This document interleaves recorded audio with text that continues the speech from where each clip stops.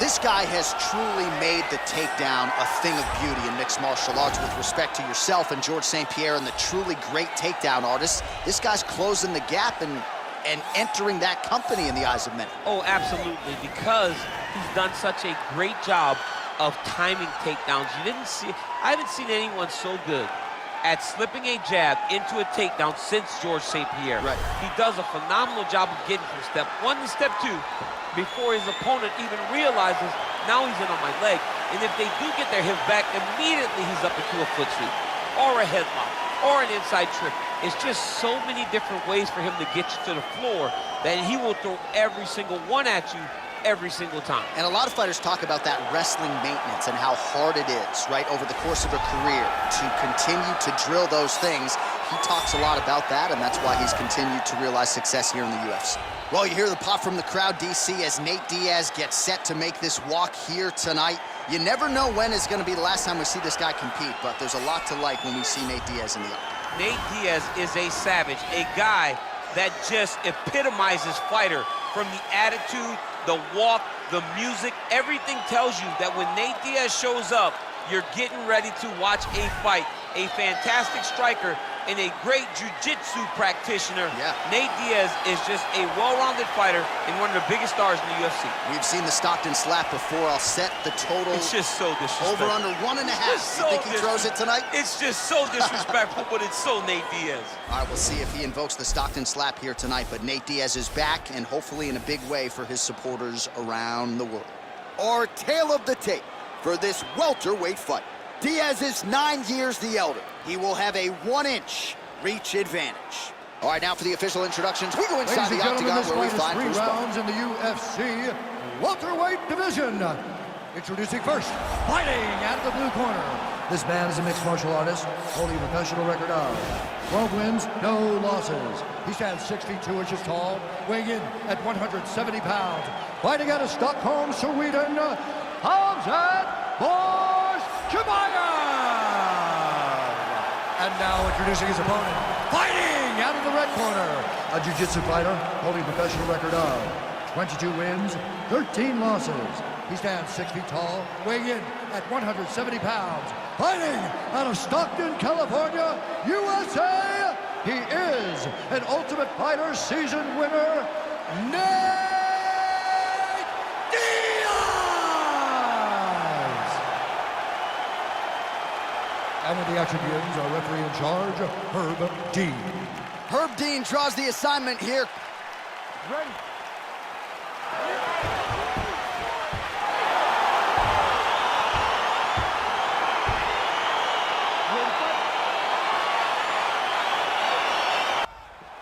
Ready, fight.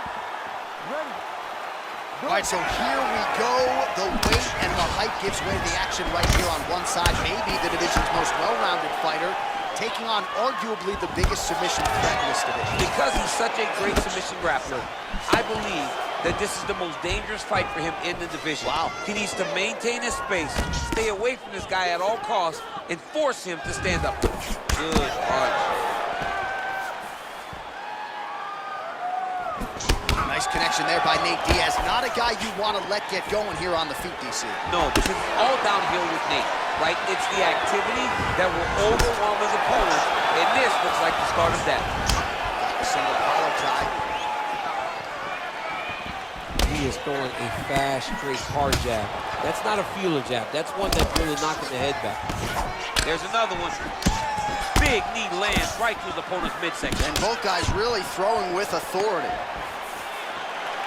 Timing his shots nicely here, champ. He's doing a great job of mixing everything up and using a lot of diverse strikes. Oh, and he caught the kick. Changes his stance. You'll see a lot of this from this fighter.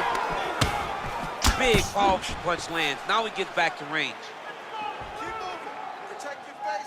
Oh, he tags him with the straight hand there. Nice job by Diaz. Oh, collar tie. His opponent's got him in the clinch. He needs to break away and get back to his range because he's taking punch after punch from his clinch position. So just over 20 total strikes have landed for Nate Diaz. Oh, a little single the collar tie there. Big knee lands there. That knee hurt him. Oh, straight right. Well, he continues to do a nice job here defensively, protecting the head and sort of maybe letting his opponent gas out a little bit with all the volume. His opponent sees the target, but he can't get to the target. So he'll continue to throw, and he'll continue to wear on his own gas tank. Looking to land the right just out of range.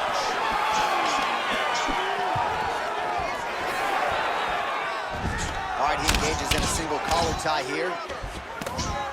Now the uppercuts are coming. He better start moving. He cannot stand here and eat these uppercuts. Nice punch lands over the top. Just misses with the straight right.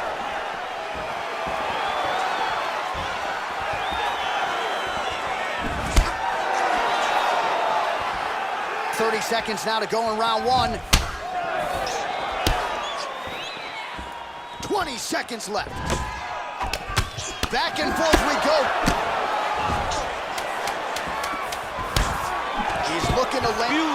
Nice pop there from the crowd as he finally gets the takedown. He stayed committed to the offensive wrestling, and now he has his opponent where he is. A sigh of relief from the people watching, because they were tired of watching him flail around trying to get takedowns and get defended over and over again.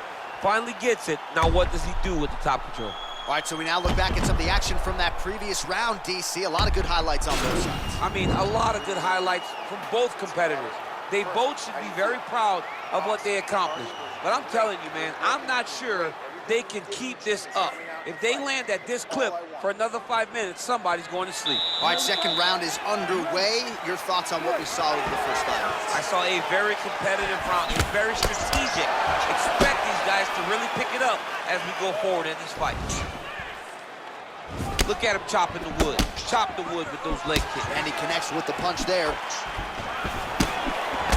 Well, now if you're the opponent, you really got to be careful as Diaz is able to find a home for that right hand yet again. When Diaz starts landing the right hand, you have got to stay firm. You have got to dig your heels in the ground and say, no way you're going to just run me over. Easier said than done when you're facing Nathan Diaz. He got him back! He's got him hurt here. Oh, look at him jumping in to try to get the finish. Well, anytime you are in a ground fighting situation with this fighter, you're potentially playing with fire. Oh, wow, that happened quickly as the fighter reverses position there on the ground. Unbelievable position change. Wow, what a transition. All right, trying to pass here, as Glover Teixeira might say, not today. Not today. Great job of following with the hips, keeping those legs locked and keeping them in full guard.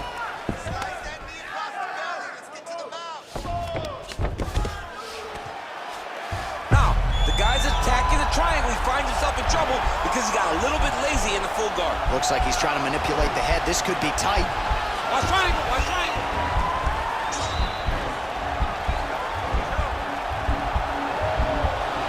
There he is, he's moving to the finishing position. Now watch, he goes parallel. Now he's okay, now he can escape. Just over 2 minutes to go in round 2.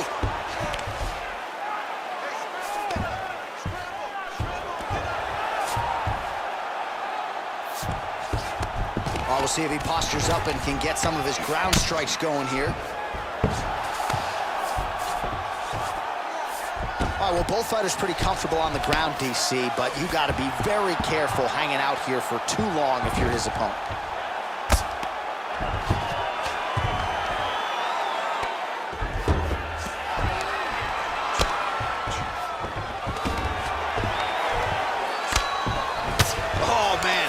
Ground and pound is good. Probably my favorite striking realm in MMA, and he's as good as it gets. The problem is his opponent is not controlling his posture. He's allowing his opponent to get up, and when he does, he creates distance and space to land these beautiful ground and pound combinations. Lands with the ground and pound here. He's putting him in exactly the positions he needs to be in right now. He's able to relax here, and he understands, being a veteran of so many fights, that as long as he's on top, he's winning. He feels like he's winning here. All right, so you got to be careful playing on the ground with this guy. You don't want to mess around for too long. Round 3 next.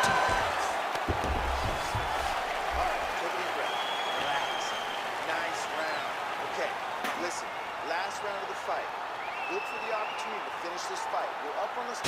no telestrator for DC tonight, but we'll get you some replays. And if you like face punching, that was a good round. Yeah, where's my telestrator, man? I want to draw this action.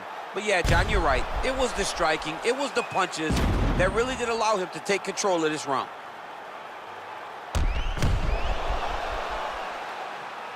All right, so back-to-back entertaining rounds. We'll see how it goes in this round. We'll see which corner sort of maximize those 60 seconds on the stage.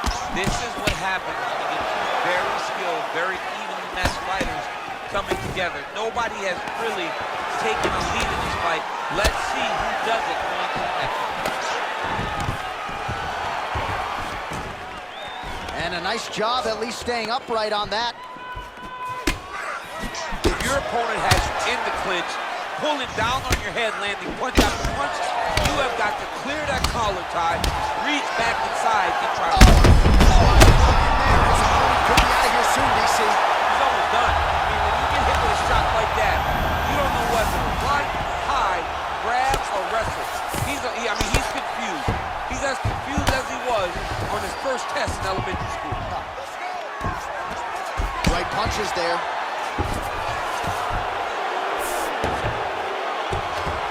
With a right hand. Diaz going to work here from the full guard. Nice combination of strikes, mixing it up pretty well here. The ground and pound has been there all night. Oh, reversal here, DC. What a way to switch the position. Fantastic movement by the bottom fighter. Oh, how about the speed on that reversal there? I mean, I know you can get out of some bad spots, but not with that type of speed. You cannot allow him to get leverage on the bottom. What a sweep. Well, he continues to manhandle him here on the ground. All right, so inside the open guard of his opponent. You got to be careful playing around for too long here on the ground with this guy. All right, good movement by him here on the ground. He really is a master of these transitions. He is a master of movement on the ground. You never know where he's going to be. I mean, how many can he take?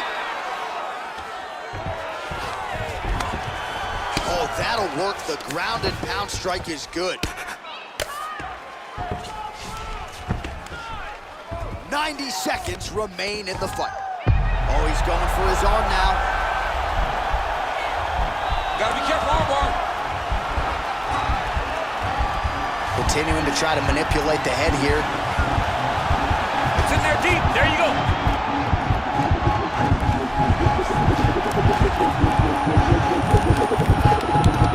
Oh, and there's the tap, so he submits him with the armbar. How about that? Great job, great performance. He's done, he's done. Yeah, that is some high-level Brazilian Jiu-Jitsu right there. Just the way he transitioned to secure the arm up against his body and ultimately force the tap. High-level stuff out of that young man here tonight. All right, let's take a look back at the replay as he gets it done by submission tonight, champ. He was able to get the fight to the ground exactly where he wanted it. Eventually, his opponent gave him an opportunity to get a submission. He did that, and he should be very proud of the work he did tonight in the octagon.